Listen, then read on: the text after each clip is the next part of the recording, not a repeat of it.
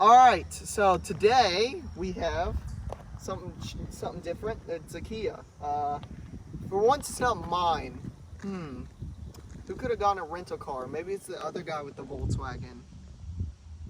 Yeah, it's gonna be here for a little bit. Yeah, it's a Kia Optima. Don't know the year. I think 2019. It's a 2020. 2020. Okay. Yeah, forgot to tell me that. It's a 2020 Kia Optima, 4-cylinder, front-wheel drive. You know, base model. This is a very cheap daily car. That's what it's meant for, and we're going to explore it today. I mean, you can just look at it for yourself. It's not that bad looking, in my opinion. Kia's been really stepping up their game. Unfortunately, their brand name just kills them, thanks to the early 2000s cars just being bad. But this one is, for what I've ridden in it for, has been pretty nice. Notice you get actual wheels instead of hubcaps, even though this is the base model. These are gunmetal rims. They're not dirty, gunmetal. And you get other things like chrome trim on the door handles. You get signals on the mirrors, fake vents, classic, and just black. That's what you get. And I'm here to tell you why it's a good value for the money. So let's just start off by saying some of the downsides real quick. Let's start with the fact that there's no sunroof. I mean, just keep in mind, this is a base model still. Like, most of the things I'm going to complain about is just because I drive a top trim Audi. But I mean, I'm going to probably be comparing it a lot to this thing because I've noticed a lot of similarities and differences. But yeah, what we were all complaining about was the rim size. It's very small. It's 15s or 16s if I were to guess. It should probably have It's 16s. 16s, cool. And big tires, 205s, but they are thick.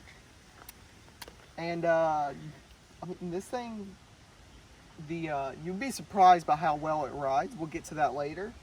But for the exterior, I mean, it looks pretty good in my opinion. Once again, and I mean, it's no stinger, obviously. But I mean, you know, base model Kia. What do you really expect? I think it looks great for the price point. But that's pretty much it with the exterior. Actually, there's not much to discuss with it. I mean, just fog lights, I think. Even though I don't, I guess you could fit fog lights in there. Grill, of course, the classic. One of the most recognizable things about a Kia is the grill. The pinched in the middle.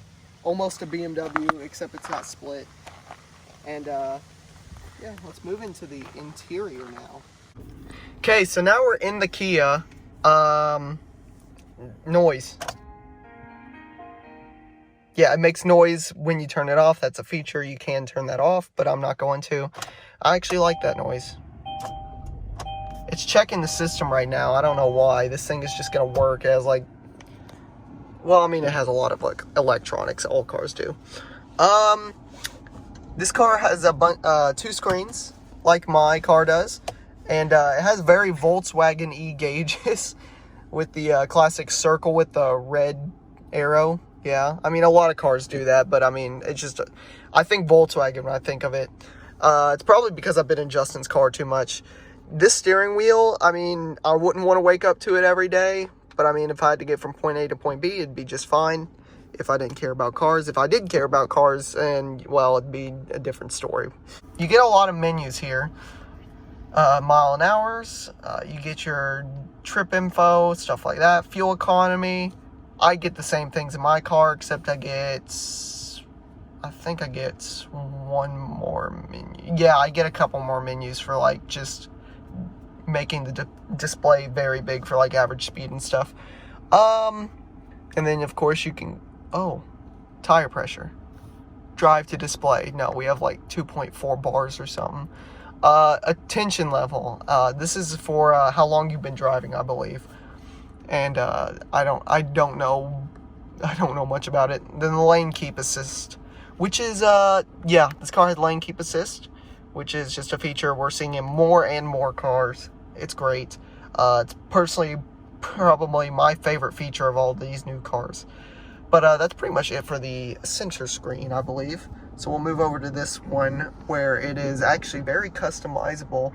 He just blew through all the menus, so I have no idea how to like customize the menus or anything. Let's go to display. Let's see what display is. Oh. Why can you not change any of it? Because it's currently linked to the display or the brightness on that screen. Oh, interesting. Okay. Yeah, in my car, there's just a little toggle switch right here you twist to lower and raise the brightness. Keyboard. Oh, I thought it would just let you type on a keyboard for no reason. That would have been cool. But these are the screens. Apple CarPlay, Android Auto. Not a big fan personally. I'd much rather just have the default car system. It just makes it look a lot cleaner in my opinion. Because, I mean, well, some people may disagree with me there, but I personally like the default look of cars because I don't like to have an Apple branded car everywhere I go. Quick guide, music, radio, phone, all your standard stuff. It's just what you expect all these would do. Voice memos, that's something you don't see in every car. You can make a voice memo and then it will replay the voice memo for the future when you want to hear the voice memo. Okay, it's saved. And then it will replay the voice memo for the future when you want to hear the voice memo.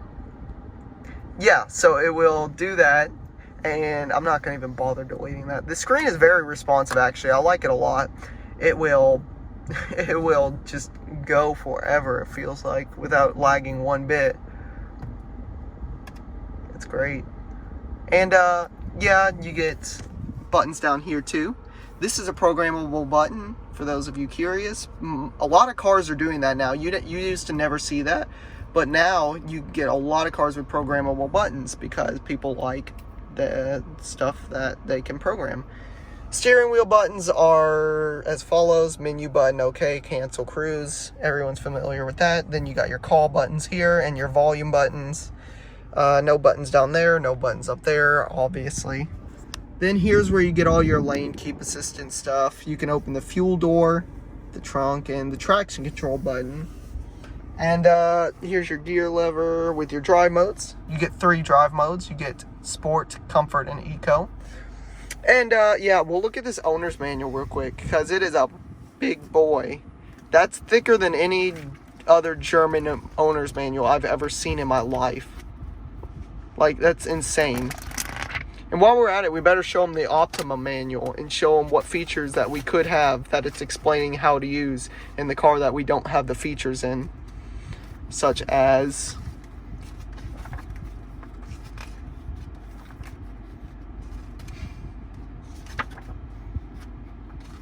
why don't we have all these features so far?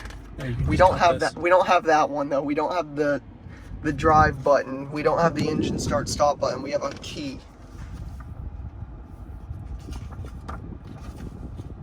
We also don't have a heated steering wheel. And I'm sure there's plenty more. But what's this? Oh, we don't have adaptive cruise. No. So that's pretty much all the interior stuff, really. I mean, there's not much to go over in this car. You could pretty much pick up how to use every single feature in this car in less than a day, probably. And yeah, now I'll drive it just a little bit because this isn't my car. It's a rental car, so technically I'm not supposed to drive it. I'm just gonna move it, rather. Here, you take the camera. I will take the camera. Oh, the steering wheel feels so weird to hold, actually. Yep, I know I don't have my seatbelt on. I'm just moving up here. How's the steering? Oh, the steering's nice. It's very heavy. I'm sure I can parallel park this. Are you really? Yeah, you could. Backup camera with lines. Yep, reminds me of mine. Same quality, 480p. Speaking of, on the screen, you've got a little microphone right there. Mm-hmm. Also, this car has the world's biggest mirror. It does, it does. Car also comes with Lorne. It's also not going to stop beeping even though we are parked without our seatbelts on. Yeah, I know. So I'm going to go ahead and shut that down. And now we will get on with the driving portion. So now we are riding in the Kia Optima. And, well, it's pretty much what you expect. It's a base model rental car. But that also means it is literally the fastest thing you can have. This is true. One feature I like is that between comfort, eco, and sport modes, the steering actually changes. It gets heavier in sport mode than it does in comfort and eco. Yes, because it has electric variable steering, much like my car does. And electric variable steering, as we know, is the best thing in the world. It has true manual transmission mode. I'm floored in 4th gear. You can floor it in the manual transmission, which most cars don't have. Yes, and it is floor-mounted gas pedal, which I'm not used to. I'm used to roof-mounted gas pedal. Roof-mounted? Yeah. Well, you know what I mean. But feeling this car's suspension, it feels comfortable enough. I mean, I'm sure it doesn't change in any of the modes or anything, but you know, it's an economy car, not really meant for high quality, high performance, really high anything except fuel economy, which does decent at. I'm averaging 19.5 because I got stuck in traffic. Okay, well, well, I mean, it's meant more for like just getting from point A to point B. You can put 87 octane in this. Yes, you can do that. That is a feature you don't see much nowadays with all these cars requiring like 104 octane. Yeah. Racing fuel or something. Or diesel. Or diesel, which is just diesel. This will be weird. I haven't filled up a car with gas in a very long time. Yeah, don't fill it up with diesel. And here's the acceleration test, I'm assuming. Yes. Alright, I'm foot to the floor now. It's quite VTEC-y. Once you get past 5, then the RPMs start to really 60. fly up. Oh, that's a pretty quick 60. Yeah, it's not bad. I think it's faster than the Grand Cherokee, and I think it's faster than the Civic. Yes, Show up lane perhaps. assist. And faster than the Jetta. Yeah, it's probably faster than the TDI as well.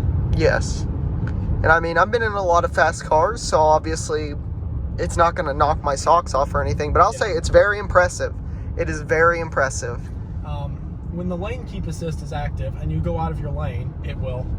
Oh, no, hang on. It's not active right now. Yeah, it doesn't know what a lane is right now because the lines on the road are so dim. So incredibly confused. Yeah, well, this road is one to stump cars for some reason. So I've noticed, which is why we are going to be taking an alternate route so I can demonstrate the full lane keep assist with active steering. Okay. This car will not just pull you back into your lane, it will keep you straight on the road. Oh, okay, we're green now. Yes, the A6s that I've driven, I've had a lot of A6s, they all will just pull you back in your lane if you go out of it. The S5 will do a good job of keeping you centered, but the A6s all just throw you back in your lane when you've crossed the line. My car has none of that. Mine doesn't either, and I wish it did.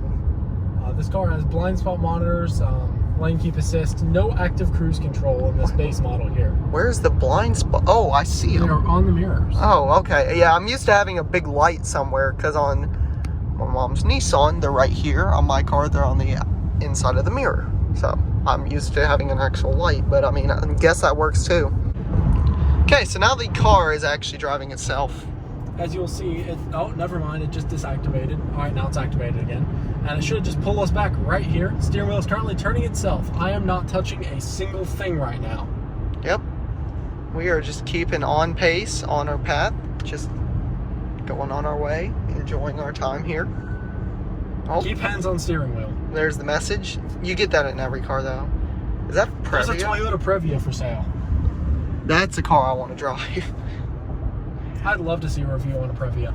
I mean, Doug's done one, but I'm not exactly Doug, so I don't exactly have all the connections to get a ton of cars. I'm kind of the low budget Doug. Well, very, very No, low you're budget. the low Doug. budget. You're the low budget, boring car reviews. You're the crack addict version of Doug. Okay, we can go with that one. I don't know what's yelling about there. I want that. But yeah, the car is driving itself. And I mean, the handling feels nice in this car. I'm going to talk over the tones. Driver's grasp not detected. LKA system will be disabled temporarily. Okay. The handling on this car is decent for an economy car. It feels like any car you've ever been in when you didn't care about cars. It will not let you pull over a line while this is active. It pushes me back, like, look. It corrects you very nicely. Yes, it does. The suspension, it feels good. It feels like any new car I've been in suspension. It's good. It's great. It's amazing for the first 5 years you have it. But once that starts to wear out, then the base model really comes through and shows you what you paid for. I'd compare the ride to a base model Honda Accord. It's a little more comfortable than a Civic, but not by a large margin. I could agree with that. I mean, we can compare it to Savvy's Civic because he also has a base model car that's around the same price point, actually. I will say, it's pretty quiet. It is pretty quiet. Especially with the air conditioning off. Yeah, I mean, obviously there is some road noise, but I mean, you get what you pay for. Currently floored in 6th gear. You're not getting a Rolls Royce, so... Which is another car I'd love to review. Got it floored. Foot is to the floor. Okay, well, we're not in Boost yet. Boost is at like $8,000. Yeah.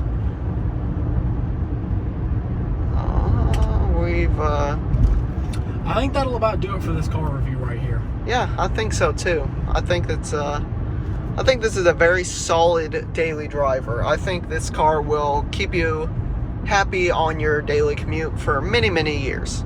And yeah, I don't know much about the reliability, but I'd assume that it's pretty reliable. And I just wish they'd update the styling. And yeah, that's it. Buy Lorne products. See ya.